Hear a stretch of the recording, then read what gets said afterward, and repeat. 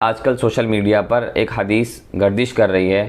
بارشوں کا موسم ہے، سب فائدہ اٹھاؤ، ہر مرض سے شفا۔ نبی اکرم صلی اللہ علیہ وسلم کا ارشاد ہے کہ جو شخص بارش کے پانی پر سورہ فاتحہ 70 بار، سورہ اخلاص 70 بار، سورہ ناس 70 بار، معوذ 3 بار، سورہ فلق 70 بار پڑھ کر دم کرے تو آپ صلی اللہ علیہ وسلم نے قسم کھا کر ارشاد فرمایا کہ جبرائیل میرے پاس تشریف لائے اور مجھے خبر دی کہ جو شخص یہ پانی 7 روز تک متواتر پیے گا، اللہ اس کے جسم سے ہر بیماری دور فرما دیں گے۔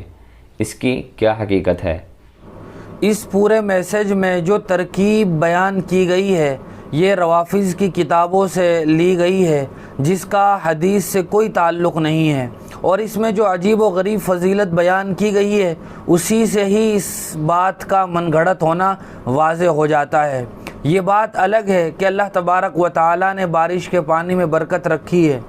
خود اللہ تبارک و تعالی فرماتے ہیں وَنَزَّلْنَا مِنَ السَّمَاءِ مَاءً مُبَارَكًا کہ ہم نے بابرکت پانی بارش سے نازل فرمایا ہے، اور علاج معالجے کے طور پر جو وظائف اس میں بتائے گئے ہیں وہ بھی پڑھے جا سکتے ہیں اور وہ مؤثر بھی ہیں، خاص طور سے قُلْ اعوذ برب الفلق قُلْ اعوذ برب الناس۔ لیکن ان تمام تر باتوں کو حضور اکرم صلی اللہ علیہ وسلم کی طرف نسبت کر کے حدیث کہنا یہ صرف جھوٹ ہے اور من گھڑت بات ہے۔